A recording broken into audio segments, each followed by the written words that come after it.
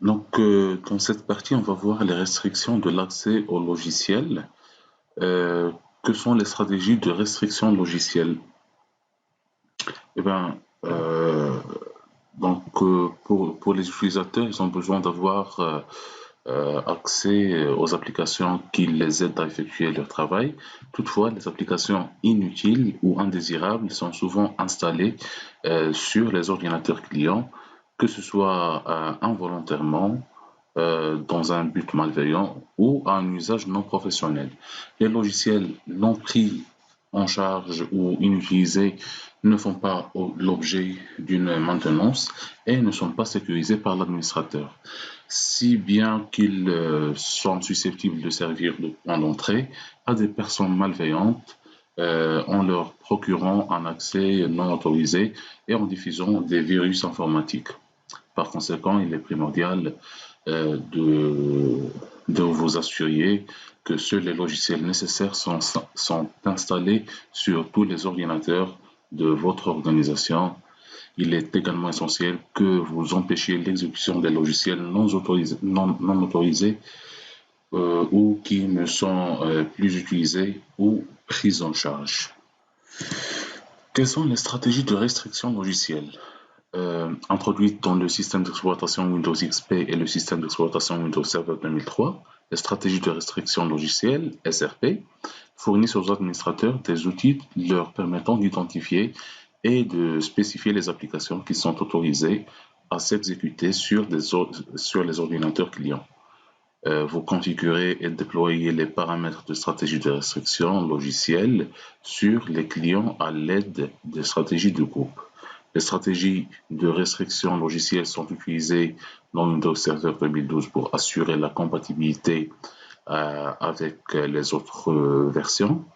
Une stratégie de restriction logicielle définie euh, se compose de règles et de niveaux de sécurité.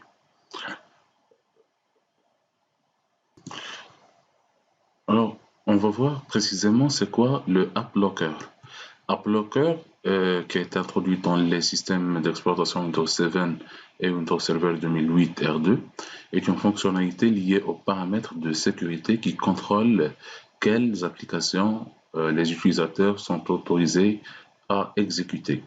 AppLocker fournit aux administrateurs diverses méthodes pour déterminer rapidement et avec concision l'identité des applications qu'ils souhaitent restreindre ou auxquelles ils souhaitent autoriser l'accès. Vous pouvez appliquer AppLocker via une stratégie de groupe à des objets ordinateurs dans une unité d'organisation. Vous pouvez également appliquer des règles AppLocker individuelles à des groupes ou des utilisateurs ADDS individuels. AppLocker contient également des options de surveillance et d'audit de l'application des règles. Il aide les organisations à empêcher l'exécution de logiciels malveillants ou sans licence et peut restreindre sélectivement l'installation des contrôles ActiveX. Il peut également réduire le coût total de possession en vérifiant que les stations de travail sont standardisées dans l'ensemble de l'entreprise et que les utilisateurs exécutent uniquement les logiciels et applications approuvées par l'entreprise. L'utilisation de la technologie AppLocker permet aux sociétés de réduire la charge d'administration et aide les administrateurs à contrôler la façon dont les utilisateurs peuvent accéder aux fichiers, par exemple au fichier .exe, au script, aux fichiers Windows Installer comme les MSI, les .msp et les fichiers DLL et peuvent les utiliser. Pour les règles d'AppLocker, AppLocker définit des règles basées sur les attributs de fichiers qui sont dérivés de la signature numérique du fichier. Les attributs de fichiers présents dans la signature numérique comprennent le nom de l'éditeur, le nom du produit, le nom du fichier et la version du fichier. la configuration par défaut, aucune stratégie AppLocker n'est définie, ce qui signifie qu'aucune application n'est bloquée. Vous pouvez configurer des règles par défaut pour chaque collection de règles. Les règles par défaut garantissent que les applications figurant dans les répertoires Program Files et Windows sont autorisées à s'exécuter et que toutes les applications sont autorisées à s'exécuter pour le groupe administrateur. Les règles par défaut doivent être activées pour implémenter des stratégies AppLocker car les applications sont nécessaires pour l'exécution et le fonctionnement normal des systèmes d'exploitation Windows. Pour les actions de règles utilisées par AppLocker, on trouve autoriser et refuser. Autoriser et refuser sont des actions de règles qui autorise ou refuse l'exécution des applications en fonction d'une liste d'applications que vous configurez. L'action autorisée sur des règles limite l'exécution des applications à une liste d'applications autorisées et bloque toutes les autres. L'action refusée sur des règles adopte l'approche opposée, c'est-à-dire autorise l'exécution de n'importe quelle application à l'exception de celles figurant dans la liste des applications refusées. Ces actions fournissent également un moyen d'identifier des exceptions à ces actions. Alors, maintenant, on va parler un tout petit peu du pare-feu Windows avec les fonctions avancées de sécurité. Comme vous savez, pare-feu Windows avec des fonctions avancées de sécurité est un outil important qui permet d'améliorer la sécurité de Windows Server 2012. Ce composant logiciel enfichable contribue à empêcher divers problèmes de sécurité tels que la numérisation des ports ou les programmes malveillants.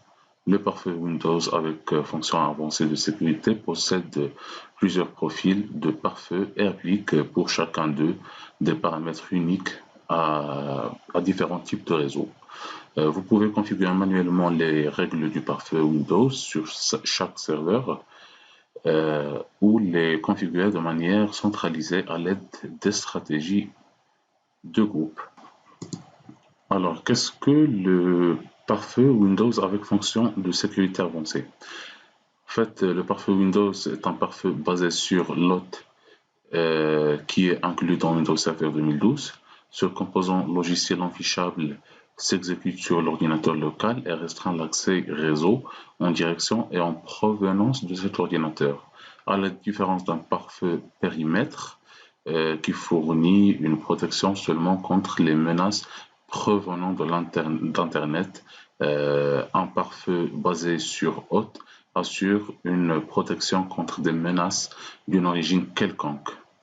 Par exemple, le pare-feu Windows protège un hôte d'une menace interne au réseau local. Pour les profils de pare-feu, le pare-feu Windows avec fonction avancée de sécurité utilise des profils de pare-feu pour fournir une configuration cohérente pour les réseaux d'un type spécifique et vous permet de définir un réseau comme réseau avec domaine, réseau public ou réseau privé. Avec le pare-feu Windows, avec fonction avancée de sécurité, vous pouvez définir un jeu de configuration pour chaque type de réseau. Chaque jeu de configuration est appelé profil de pare-feu. Les règles de pare-feu sont activées uniquement pour des profils de pare-feu spécifiques.